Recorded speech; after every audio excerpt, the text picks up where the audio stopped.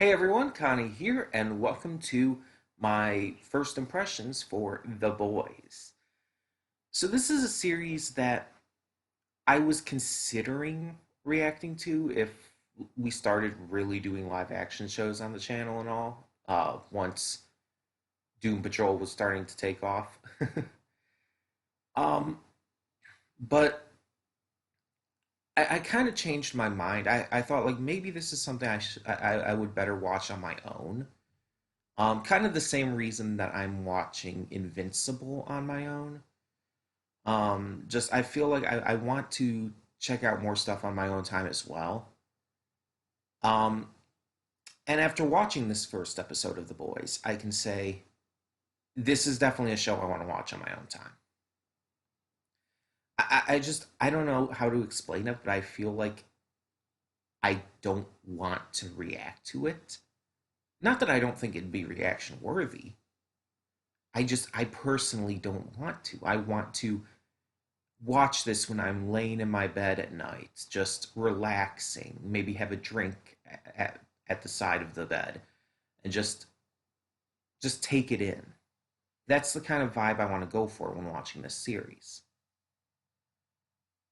I think that that's kind of the best viewing experience for me for this series.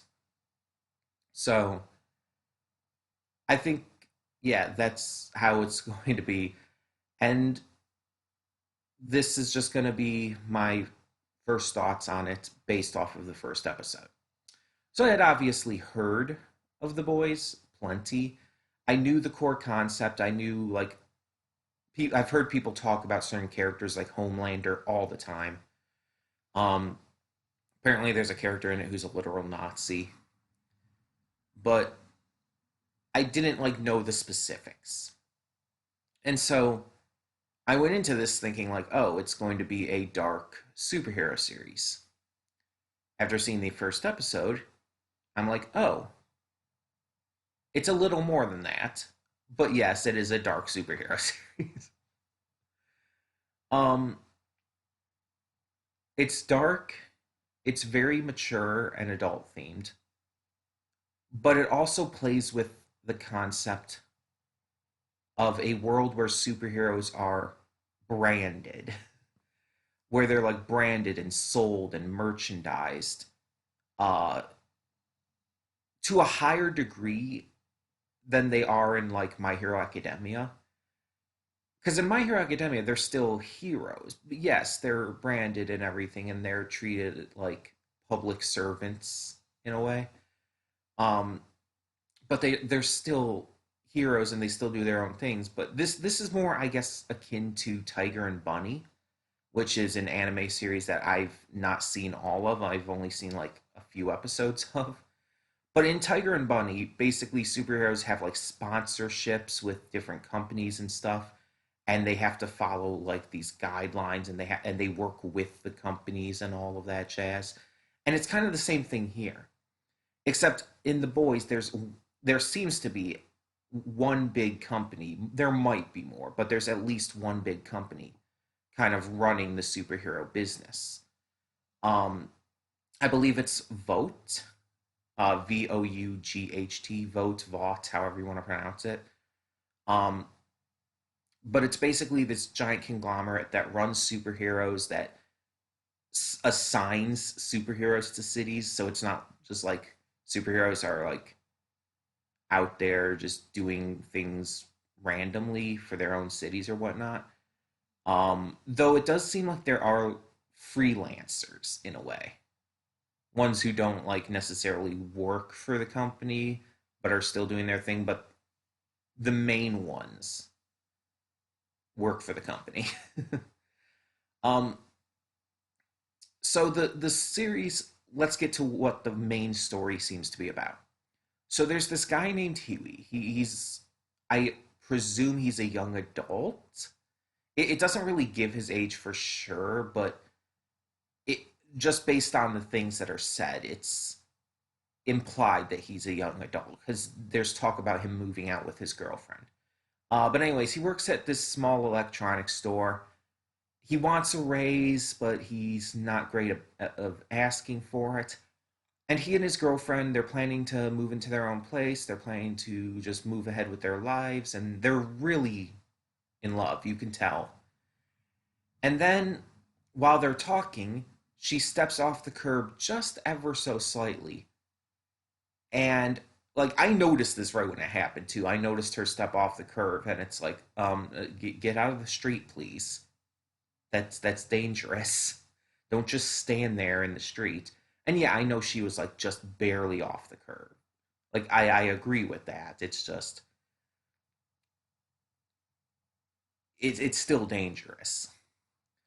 But either way, she ends up getting killed. Not by a car, but by a speedster. Like the Flash or whatnot, a speedster kind of hero. This speedster named A Train ends up running literally right through her body, causing her body to explode, which is pretty gruesome. And it did not shy away from the horrificness of the situation, especially when all that was left of her actual physical body was her arms that Huey was still holding. But yeah, it's like it was super sudden too, but I knew something was going to happen. It was just like the framing of the scene and everything, and the fact that she did step off, even if ever so slightly, into the street. It's just like something. I noticed it, like I said, right away, and I was actually like saying like, no, no, no, get back, get back. Because it's like I felt it was obvious this was gonna kind of be like a kickoff point. Like a lot of these superhero stories, a lot of these shows have kickoff points where it's like something happens that kind of that creates that drive. And so this is definitely what I feel like it's gonna be for Huey. Although Huey doesn't seem to have any powers of any kind, so I mean that doesn't stop Batman, I guess.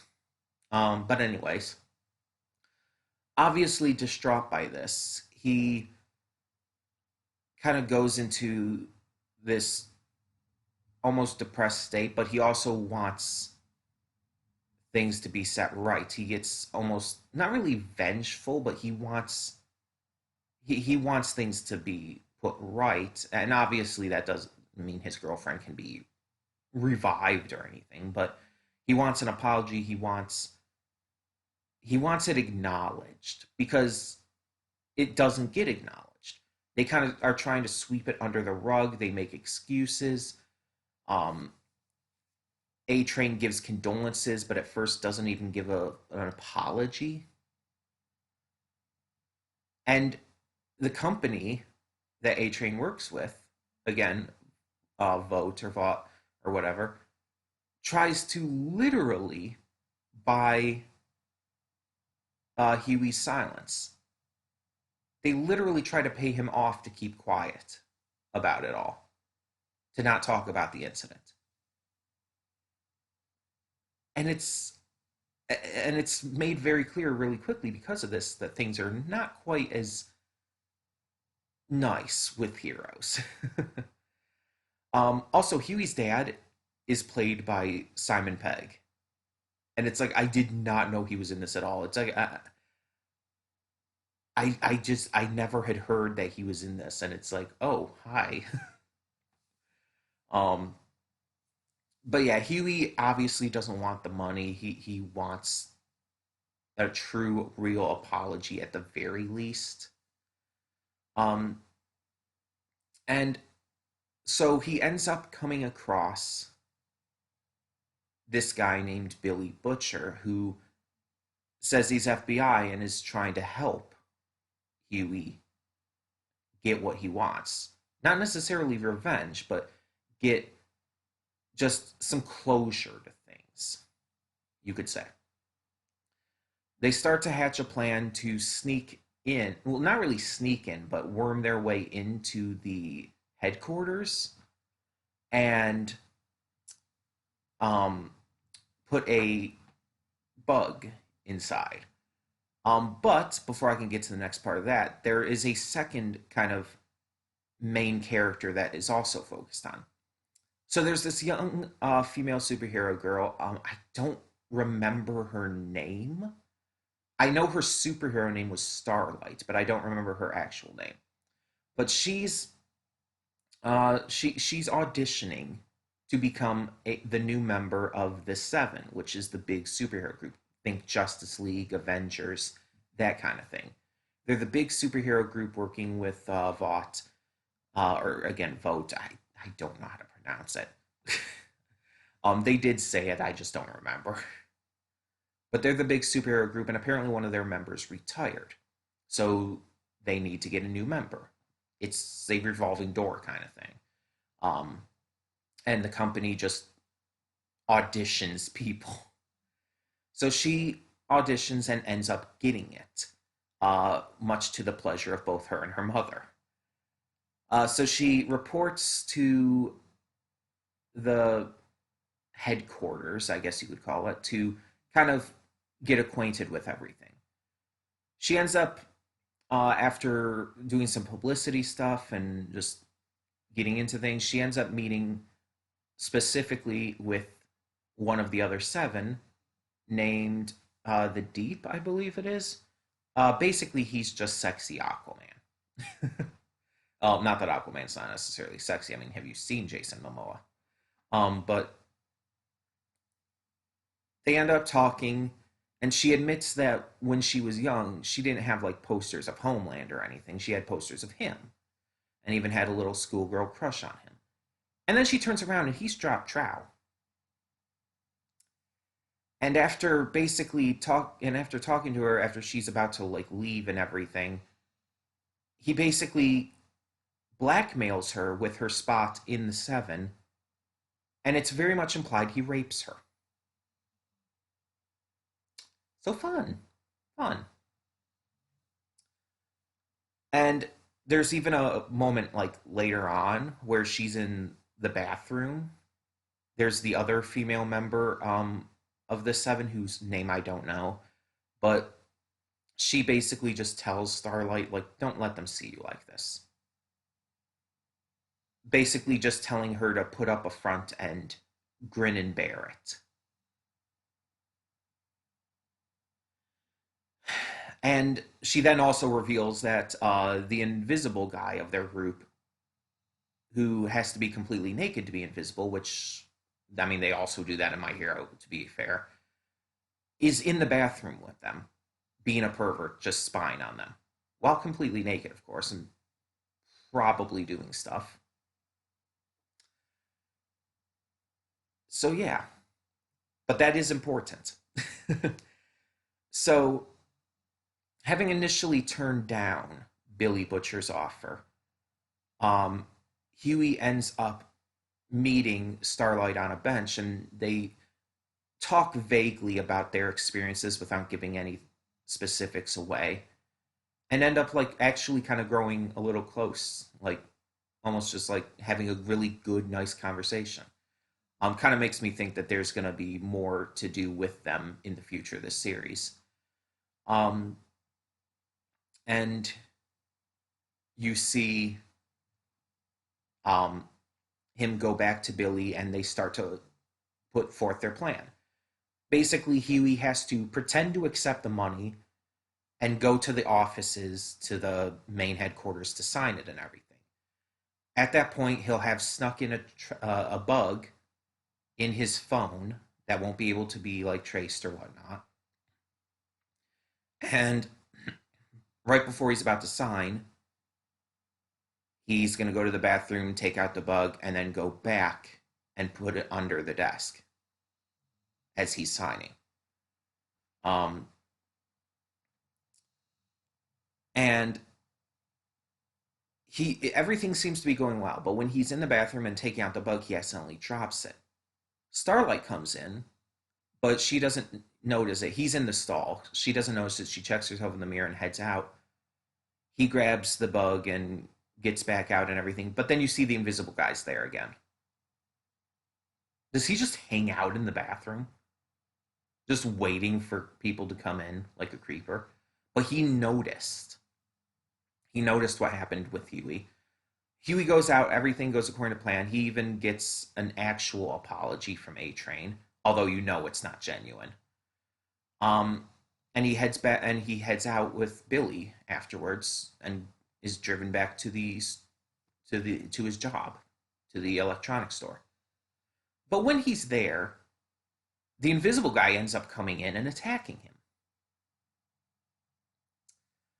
basically thinking he's some kind of spy or some kind of villain or something. Because he had seen what happened in the bathroom and everything, and he found the bug and all. So he starts attacking him, and then Billy Butcher comes in and saves the day, and they fight him off, and Huey ends up actually getting the final blow and killing him, apparently. And so, yeah, shit's kind of going down on that front. And meanwhile, with Starlight, she's just kind of holding this in. She wanted to tell her mother, but her mother's been bragging about her, and she doesn't want to like upset her mother because this has kind of been a dream for them both. And it's everything is just kind of fucked in this world. It's like um there's one point in the episode as well where Billy's still trying to convince Huey to go with the plan. He ends up bringing Huey to this kind of underground superhero strip joint or something, where you just see a bunch of people like having sex and stuff, and there's this apparently this Christian pray the gay away superhero who's secretly gay, and it's like, ha, I get the joke behind that. But they go to the security room, and it's found out that A Train had been laughing with another superhero about the entire incident with Huey's girlfriend,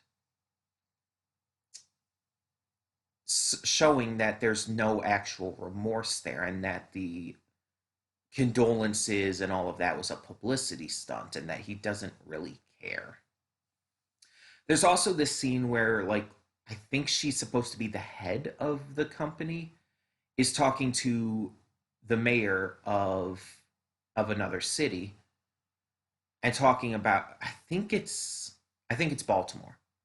But she's talking to the mayor and she's telling him like, you guys need a hero. You have a lot of crime in your city. You guys need a hero. Let us sign this hero to you for I think it was 30 million. But he wants it to be 20 million, 10 million less. And he decides to blackmail her, saying like, I know about this thing. I don't remember what it was called, but I know about this thing. If you don't want that kind of bad press, if you don't want that kind of leak, 20 million. And she's denying what it even is and everything, and it kind of seems to be setting something up, but unsure of what. Later on, she ends up calling him back and it's like, okay, we can do 23 million. And he seems to accept that. So when he's on the plane with his son and everything, who he had gotten a signed photo of Homelander for, he suddenly notices Homelander in the sky next to them, who then shoots a laser and destroys the plane, killing everyone on board. And I mean, it was a private jet, but still, it wasn't like a commercial plane, luckily. But he just destroys the plane, killing everyone on board, the kid, the mayor himself. And it's like, the instant I saw like this dude blackmailing the woman, I knew he was gonna die, because it's like this company was clearly shady as shit, and it's like I didn't know how it was gonna happen, but I knew it was gonna happen. And it's funny because Homelander did it, and everything up until now in the episode said he was like the only hero who was kind of clean. Even Billy Butcher said he didn't have anything on him. Um, so it's like he's the only one who was being like presented as like being actually a good hero who actually still cared and everything. And then he goes and does that, following orders and just blatantly murdering. And the expression on his face afterward is just complete indifference. He just doesn't care. And the thing is, again, I went into this, I've heard about Homelander because that's the one who people talk about. Um, I have never heard of the Deep or the Invisible Guy or any of these others, but I have heard of Homelander. um, and I'm just I'm curious to see where this is going to go with that. But that's the gist of the first episode. It definitely went in a lot of dark places. It did not hold back on the gruesomeness of it, of the horrificness of certain scenarios, such as Starlight being sexually assaulted and whatnot, um, and of course Huey's girlfriend's death very suddenly and violently. It didn't hold back on that kind of stuff, and I didn't expect it to. Again, I knew going into this was going to be dark and adult and mature. I just I realized watching this that I had no idea about what this was going to be like about though. Because I'd never heard anyone talk about Huey or Starlight either. It's always just been Homelander. Homelander this, Homelander that. It's like I think I heard of Billy Butcher once, but it's everything I've heard people talk about with this has been Homelander. And don't get me wrong, I don't know spoilers or anything. I don't know like any big details. It's just I he's the only character I've ever heard people talk about with this series. When I've seen people talking about it on social media, and it's like I don't know what he ends up doing in the future, but so far he's not the most interesting character. Right now, honestly, the character I'm most interested in is honestly Huey. He's kind of painted as the main character, and despite not being a super at all, he seems to have the most focus and actual like story being developed for him. Starlight being a very close second. I'm definitely invested in her story as well, and I definitely want to see her get revenge. Her power is very interesting too. It seems like she can. It's not just like creating light. It seems like she can create like almost these like electric kind of waves and stuff with her light and everything. I don't know how to describe it. It's really interesting though. But she definitely has a big part of the story as well. And then of course there's Billy Butcher, who is definitely interesting because he's not really FBI, very clearly. Even before that's actually said in the episode, it's very obvious he's not FBI. Um, I don't know who he's supposed to be though. It's not clear. I assume he's another hero, but he doesn't seem to have powers. I don't know. But also, it didn't seem like the invisible guy knew him at all. It didn't seem like he like recognized him at all. So that kind of leads me to think he's either some kind of I don't know.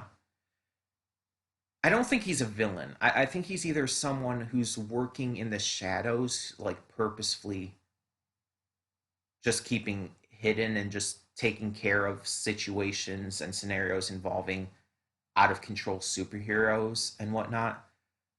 Or, and this can actually go with that last one, technically, or he is a vigilante hero who's kind of doing things on his own, but also just not really like going into the limelight or anything with it. I guess kind of like the likes of Batman in a way, except Batman is more known. But acting as a vigilante outside of the restraints of the society and whatnot, and so much so that he's not even known. So, and again, those can go hand in hand. He could still be like dealing with all the superhero stuff in the background, in the shadows, and everything, just completely staying out of the limelight. I don't know what the situation is, but it seems like Huey is going to be working on his side while Starlight is working with the Seven. So, kind of creating an interesting dynamic with our two main characters in that regard. The acting is all good so far. The cinematography and everything is good. I have no real problem with any of that, and it's very entertaining. It's an entertaining series. Um, I'm just gonna have to see where it goes to really judge it, but I definitely do think that this is a series I would rather watch on my own time, just in general. Um, but there are some other reactions on YouTube that I plan to check out, such as the Normies and Blind Waves reactions. Um, so if if you have any questions or any thoughts, if you have any thoughts on the first episode here or whatnot, please feel free to put them down in the comments below. And as always, no spoilers because I do plan to continue watching this. But let me know what you thought of the first episode. And thank you so much for tuning in to this first impressions. So for now, I'm Connie and I'm signing off. See y'all next time.